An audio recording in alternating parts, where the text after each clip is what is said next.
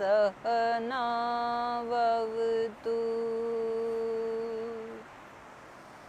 सहनौ भुनक्तु सह वीर्यं करवावहै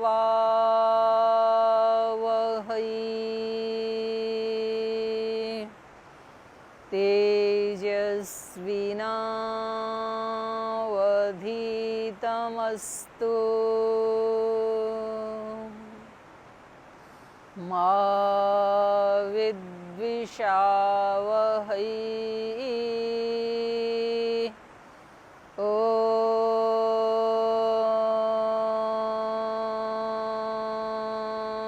शांति शांति शांति।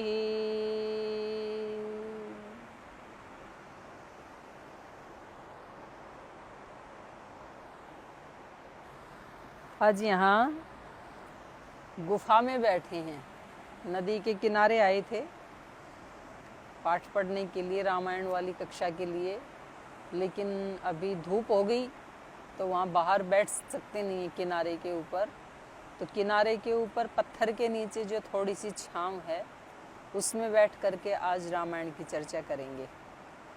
तो हो सकता है आपको लाइट शायद कम दिखे क्योंकि यहाँ स्टूडियो जैसी लाइटें तो हैं नहीं, लेकिन यहाँ आत्मा की लाइट पूरी है।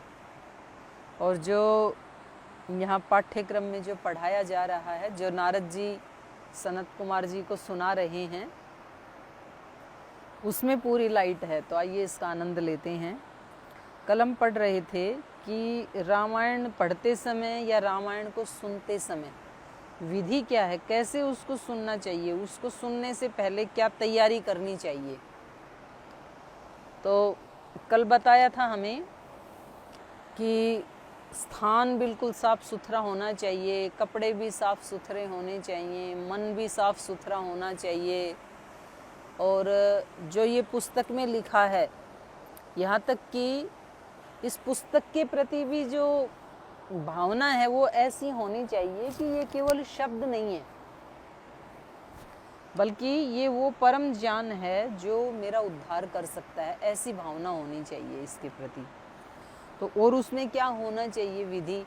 क्योंकि विधि के बिना, जैसे योग में भी श्रद्धेय स्वामी जी महाराज हमें योग रोज बताते हैं कि योग यदि विधान के बिना किया जाएगा तो फिर परिणाम नहीं लाएगा। तो एक होता है विधि, एक होता है फिर समय। ठीक विधि से कर रहे हैं लेकिन पर्याप्त समय तक नहीं कर रहे हैं यदि, तो भी परिणाम नहीं आएगा। तो हमारी विधि भी ठीक होनी चाहिए, हमारा टाइमिंग भी ठीक होना चाहिए और हमारी भावना भी ठीक होनी चाहिए। इसी को यहाँ कहा भक्ति भाव। आप बिल्कुल ठीक विधि से कर रहे हैं, विधि विधान बाहर से बिल्कुल थोड़ा भी आप चूक नहीं कर रहे हैं, लेकिन मन में श्रद्धा की भावना यदि नहीं है तो भी परिणाम नहीं आएगा। और आप पूरे विधि विधान से भी कर रहे हैं, मन भी पूरा प्रसन्न है, लेकिन 5-7 मिनट करके फिर आप हट जाते हैं तो परिणाम पूरा नहीं आएगा। 5-7 मिनट का तो आएगा, जितना किया उतना तो आएगा, उतना तो नहीं उसको कोई रोक सकता है, लेकिन जितना आप चाहते थे उतना नहीं आएगा। तो उसके लिए पर्याप्त समय देना होता है। तो मैं कई बार उदाहरण देती हूँ कि जैसे किसी माँ को अपने बच्चे का मुंह देखना है तो उसको गर्भ में 9 महीने तक इंतजार करना पड़ता है। अगर वो 4-5 महीने में ही देखना चाहे तो दिखेगा, लेकिन वो एक मांस का पिंड दिखाई देगा, पुत्र दिखाई नहीं देगा। तो उसके लिए तो उसको जितना पर्याप्त समय इंतजार करना पड़ता है उसके बाद वो भी दिखाई देगा। तो यहाँ विधि में क्या क्या आवश्यक है वो हम कल पढ़ रहे थे, इसको आगे पढ़ रहे हैं। नित्यं देवार्चनं कृत्वा पश्चात् संकल्पपूर्वकं रामायण पुस्तकं च अर्चयेत् भक्तिभावत आवाहन्नासनाद्यैश्च गन्धपुष्पादिभिव्रति ॐ नमो नारायणाय इति पूजयेत् भक्ति तत्परम्। एकवारं द्विवारं वा त्रिवारं वापि शक्तितः होमं कुर्यात् प्रयत्नेन सर्वपापनिवर्तये। एवं यः प्रयतः कुर्यात् रामायणविधिं तथा स याति विष्णुभवनं पुनरावृत्तिर्दुर्लभम्। रामायणव्रतधरो धर्मकारी च सत्तमः चाण्डालं पतितं वापि वस्त्रान्नेनापि नार्चयेत्। तो जो इसमें सामग्री हम प्रयुक्त करते हैं, आह्वान करना, आसन, गंध, पुष्प, तो ये जो रामायण को सुनने का जो व्रती है, जिसने ये व्रत लिया है कि मैं रामायण को सुनाऊंगा या रामायण को सुनूंगा, दोनों ही ये व्रती, उन सब को ओम नमो नारायण, ये सब भगवान के लिए समर्पित हैं और मैं स्वयं भी भगवान के लिए समर्पित हूँ। और इस भाव से मैं 9 दिन इस कथा अमृत का वाचन करूँगा और श्रवण करूँगा, ऐसा व्रत लेना चाहिए। एकवारम द्विवारम वा त्रिवारम वापि शक्तितः।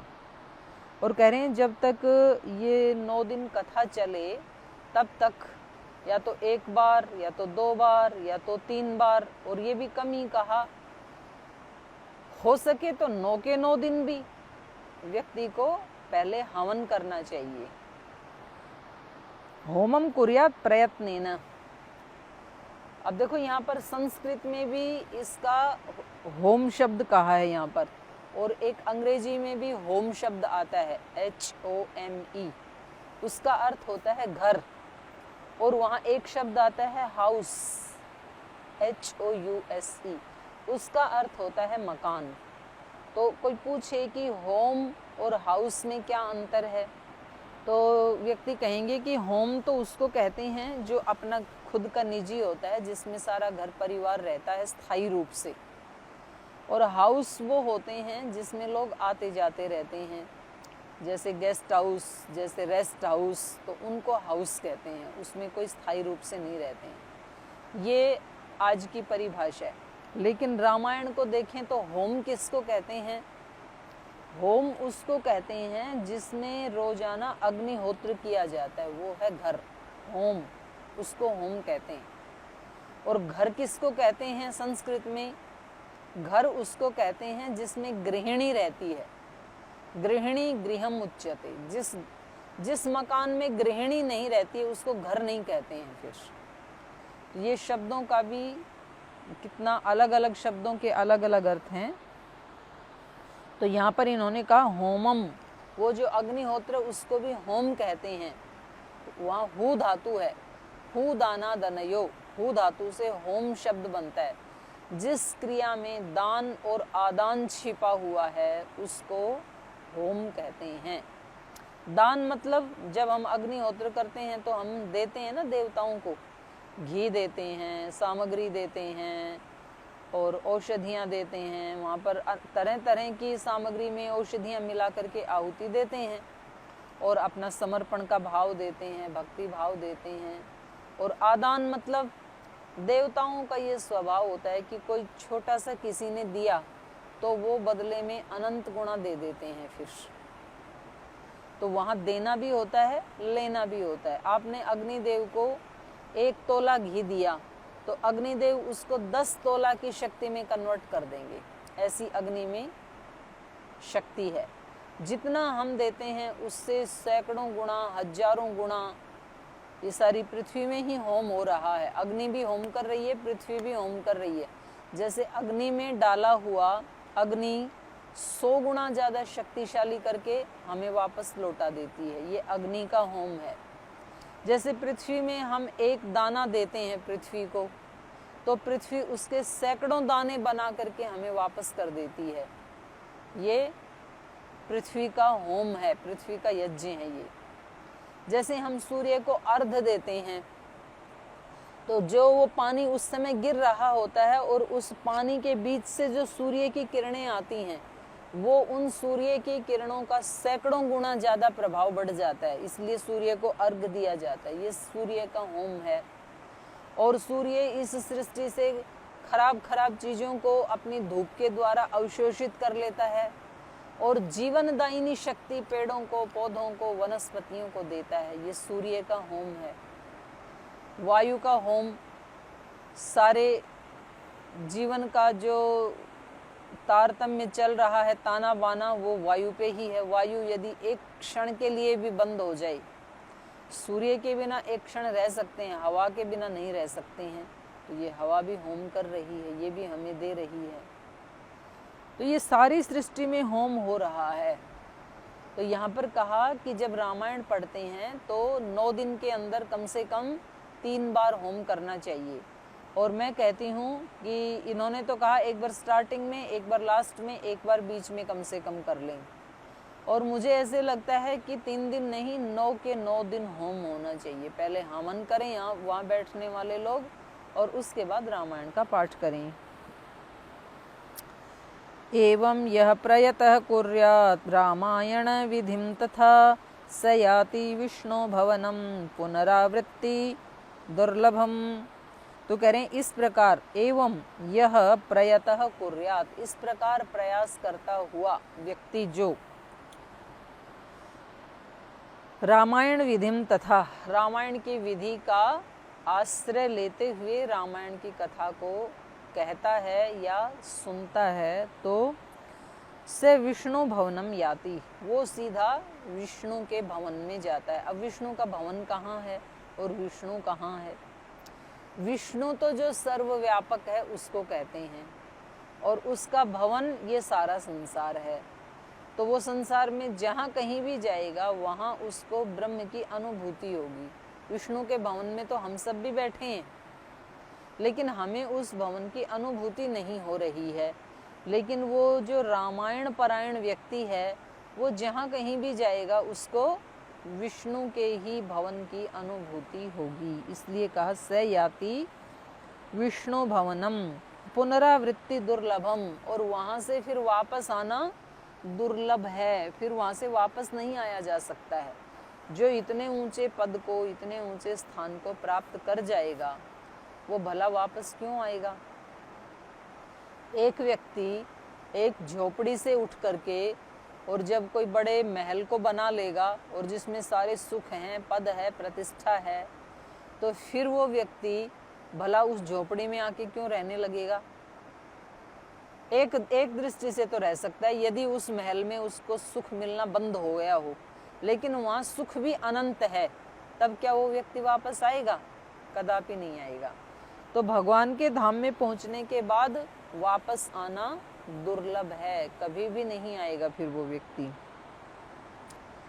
रामायण व्रत धरो धर्मकारी च सत्तम चांडालम पतितं वापि वस्त्रान्नेनापि नार्चयेत्। कह रहे इस व्रत को धारण करने वाला जो मनुष्य है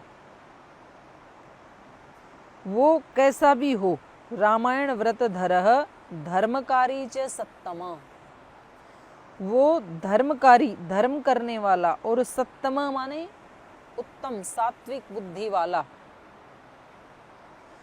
चांडालम पतितम वापी, भले ही वह चांडाल या पतित मनुष्य का वस्त्र और अन्न से भी सत्कार न करे।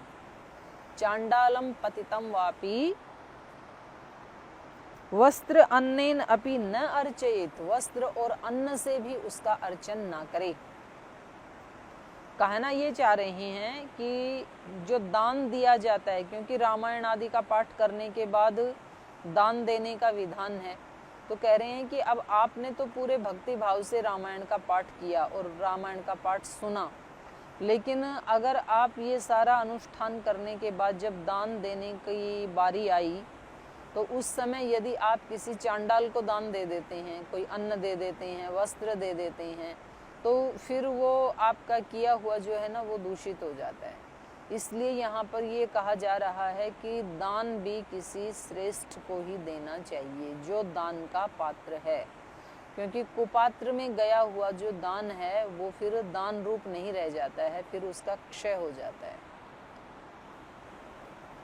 ये बात गीता में भी आई है कि सुपात्र को दान देना चाहिए, ऐसी आई है। क्योंकि और ये बात योग दर्शन में भी है, कृतकारितानुमोदिता लोभ क्रोध मोह पूर्वका हिंसादय जो वितर्क हैं वो 3 प्रकार के पाप या पुण्य बताए हैं वहाँ पर।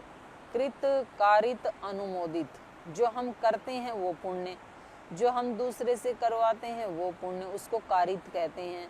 और कोई दूसरा कर ही रहा था, हम उसका अनुमोदन कर देते हैं तो उसको कहेंगे अनुमोदित। तो कृत कारित अनुमोदित, उन तीनों का ही फल हमें मिलता है। तो यहाँ यदि हम पुण्य कर्म करके और किसी दूसरे कुपात्र को दान दे देते हैं और मान लीजिए वो उस दान से कुछ बुरा कर्म कर लेता है, तो उस बुरे कर्म को करवाने में हम भी सहयोगी माने जाएंगे, तो हमें भी उसका फल मिलेगा। तो हम चले तो थे अच्छा फल लेने के लिए और हमें मिल जाएगा उल्टा कर्म। तो फिर कोई पूछ सकता है कि जी जो दीन दुखी हैं तो क्या उनसे फिर घृणा करनी चाहिए, उनको दान नहीं देना चाहिए क्या? दान देना चाहिए, लेकिन उस दान का बस ये ध्यान रखें कि वो कोई मिसयूज ना करे, कोई गलत काम ना करे। अगर उस दान से वो अपना अन्न जल आदि खा के निर्वाह करता है और उसको खा करके कोई अच्छा काम करता है, कोई मेहनत मजदूरी का काम करता है, अपने बाल बच्चों को पढ़ाने लिखाने का काम करता है, उनका पेट भरने का काम करता है, तो वो ठीक है। अगर वो हमारे दान को लेकर के कहीं शराब के ठेके पे जाके शराब पीता है, फिर शराब के नशे में वो किसी की बहन बेटी को बुरी दृष्टि से देखता है, तो ये तो फिर पाप हो गया, तो उसमें हम भी भागी बनेंगे, यही कह रहे हैं।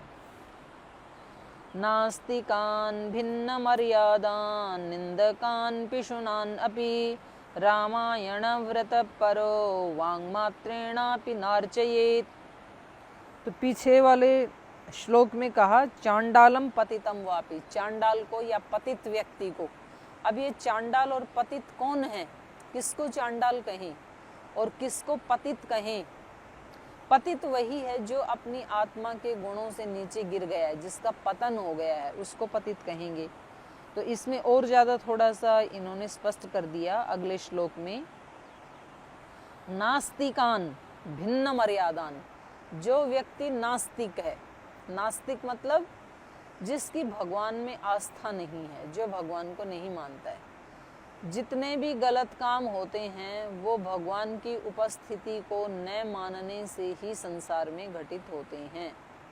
अगर व्यक्ति को ये पूरा विश्वास हो कि यहाँ सीसी कैमरा लगा हुआ है, जैसे मेरे को मालूम है कि मेरे सामने कैमरा लगा हुआ है, तो मैं यहाँ कुछ भी अभी अपशब्द नहीं बोल सकती हूँ। ऐसे ही जिस व्यक्ति को ये पूरा विश्वास हो कि मैं कहीं भी, चाहे घर के अंदर 7 ताले के अंदर भी बंद क्यों ना हूँ, चाहे मैं कहीं जंगल बियावान में एकांत में भी क्यों ना हूँ, और चाहे मैं कहीं समुद्र में नीचे कहीं वो समुद्र की जहाज में क्यों ना बैठा हूँ, कहीं भी हूँ, मैं पहाड़ की गुफा में हूँ, हर जगह ईश्वर का सीसी कैमरा मेरे ऊपर फोकस है, मुझे वो देख रहा है। तो क्या कोई गलत काम हो सकता है? क्योंकि गलत काम करने के लिए व्यक्ति एकांत को ढूंढता है। जैसे किसी को किसी का मर्डर करना होता है तो क्या करते हैं, पहले किडनैप करते हैं किसी बच्चे को या बड़े को जिसको मारना है, फिर उसको कहीं ऐसे जंगल बियाबान में एकांत स्थान में ले जाते हैं जहाँ कोई नहीं देख रहा हो। तो वहाँ कोई मनुष्य तो नहीं देख रहा होता है, लेकिन कोई एक है वो देख रहा होता है, और उसको वो नहीं देखते हैं। उनको, वो इतने नादान होते हैं, वो उनको लगता है कि हमें तो कोई भी नहीं देख रहा। अगर और कोई देख लेता तो शायद इतना खतरा नहीं था, क्योंकि वो उनके हाथ में दंड देना नहीं है।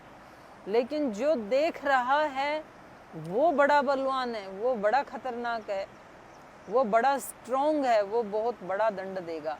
और उसका जो दंडा है ना, वो ऐसा होता है कि उसकी चोट लगते हुए पता भी नहीं चलता है और व्यक्ति टूट जाता है, और दंडा भी नहीं दिखता है, और कोई आवाज भी नहीं करता है वो दंडा, इतना उसका कठोर दंड है। तो व्यक्ति उसको भूल जाता है, इसलिए वो अनेक अनेक प्रकार के कर्म करता है। तो जितने भी संसार में बुरे कर्म होते हैं वो इस नादानी के कारण होते हैं कि वो व्यक्ति नास्तिक होता है, वो ईश्वर में विश्वास नहीं करता है, उसको नहीं पता है ये कि ईश्वर मुझे देख रहा है।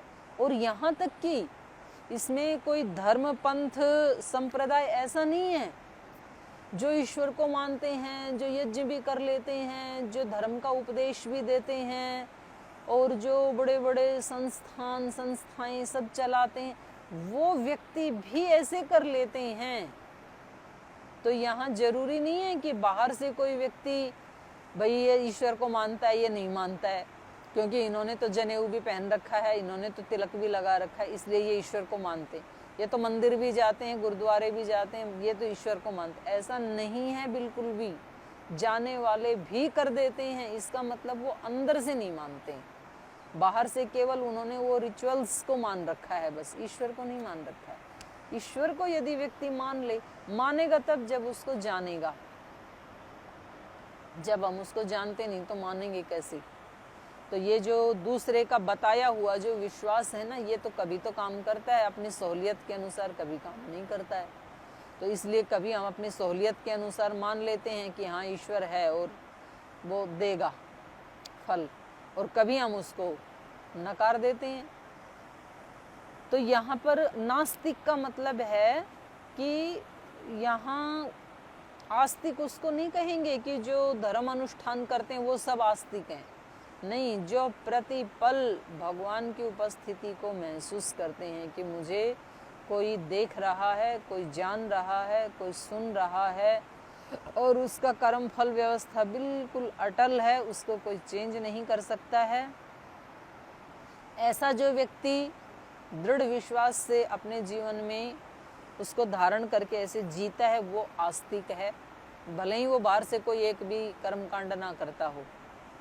और वो व्यक्ति नास्तिक है जो ईश्वर को महसूस नहीं करता है हर कर्म में, हर क्रिया में, हर जगह, तो वो व्यक्ति नास्तिक है, भले ही वो कितने भी कर्मकांड भी क्यों ना करता हो। तो यहाँ क्या बताया कि एक तो नास्तिक को दान नहीं देना चाहिए, नास्तिकान न अर्चयेत, उनका आदर न करे। जो रामायण का पुजारी है, जो रामायण का भक्त है, वो व्यक्ति नास्तिकों को वांग मात्रेण अपि, कोई चीज देना तो बहुत दूर की बात है, वाणी से भी उनका सम्मान ना करे। माने वाणी से भी अगर हम अपूज्या यत्र पूज्यन्ते, जो पूजनीय नहीं है, और उनके लिए हम ऐसे बड़े बड़े शब्द यदि बोल देते हैं, तो इसका भी रामायण में निषेध किया है, क्योंकि उससे एक असत्य को ही हम एक तरह से बढ़ावा दे रहे हैं। हम जानते हैं कि ये व्यक्ति इतना प्रतिष्ठित नहीं, इतना प्रशंसनीय नहीं है, लेकिन तो भी जब हम मंच पे बोलते हैं तो हम उसके लिए बड़े बड़े संबोधन कर देते हैं, इतने ऊंचे ऊंचे शब्दों का विशेषण उसके साथ लगा देते हैं।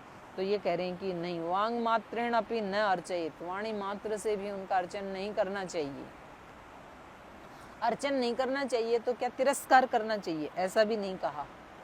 तिरस्कार करेंगे तो हमारा पाप बढ़ जाएगा, और हम उनका अर्चन करेंगे तो भी हमारा पाप बढ़ जाएगा। इसलिए ऐसे लोगों के प्रति कैसा रवैया रखें?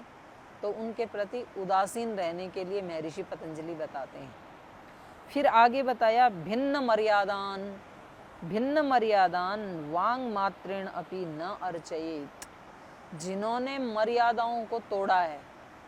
कोई मर्यादा भगवान ने बनाई हैं, कुछ मर्यादाएं देश के संविधान ने बनाई हैं, कुछ मर्यादाएं भगवान ने बनाई हैं। हमारा अंतर आत्मा में बैठा हुआ जो भगवान है वो हमें बताता है कि ये गलत है। तो तीनों ही प्रकार की मर्यादाओं को कभी नहीं तोड़ना चाहिए। जो देश का संविधान है उसको भी नहीं तोड़ना चाहिए, उसको अपने हाथ में नहीं लेना चाहिए। और जो भगवान की मर्यादाएं हैं इस संसार में सब जगह, उसके जो रीत नियम काम कर रहे हैं उसको भी नहीं तोड़ना चाहिए। और जो अपनी आत्मा की जो मर्यादाएं हैं, एक देश का अनुशासन, भगवान का अनुशासन, आत्म अनुशासन, राष्ट्र अनुशासन, ईश्वर अनुशासन आत्म अनुशासन, ईश्वर का अनुशासन है वेद। वेद में जैसा कहा है उसको तोड़ना, तो ये ईश्वर के विधान को तोड़ना है, उसके रीत नियमों को तोड़ना। नियम तो क्या टूटेंगे, वेद तो क्या टूटेगा, हम टूट जाएंगे। सत्य का नाश नहीं होता है, सत्य हमारा नाश कर देता है जब हम सत्य का नाश करने की बात सोचते हैं। ऐसे ही जब हम देश का विधान तोड़ते हैं तो देश तो नहीं टूटेगा, हम टूट जाएंगे। और अपनी आत्मा का आत्म मर्यादा, आत्म अनुशासन, जब हम अपनी आत्मा की आवाज़ नहीं सुनते हैं, आत्मा का हनन करते हैं, तो आत्मा का तो क्या हनन होगा, आत्मा का तो स्वरूप ही अविनाशी है। हम अपने जीवन का ही हनन कर लेते हैं, अपनी खुशियों का हनन कर लेते हैं, हम अपनी प्रतिष्ठा का हनन कर लेते हैं। हम सुख नहीं पाएंगे यदि हमने आत्मा की आवाज़ का हनन किया तो इसलिए यहाँ पर शब्द इन्होंने प्रयोग किया रामायण में, भिन्न मर्यादान न अर्चयित, वांग मात्रेण अपि न अर्चयित, वाणी मात्र से भी ऐसे लोगों का सम्मान न करें। निंदकान वांग मात्रेण न अर्चयित, जिनकी आदत होती है निंदा करने की, उनको कुछ अच्छा दिखता ही नहीं है, बैठेंगे और किसी न किसी व्यक्ति का जिक्र ले आएंगे और फिर उसकी निंदा करनी शुरू कर देंगे। उसका कोई गुण उनको दिखाई नहीं देता है, निंदा ही निंदा उनको दिखाई देती है। तो कहा निंदकान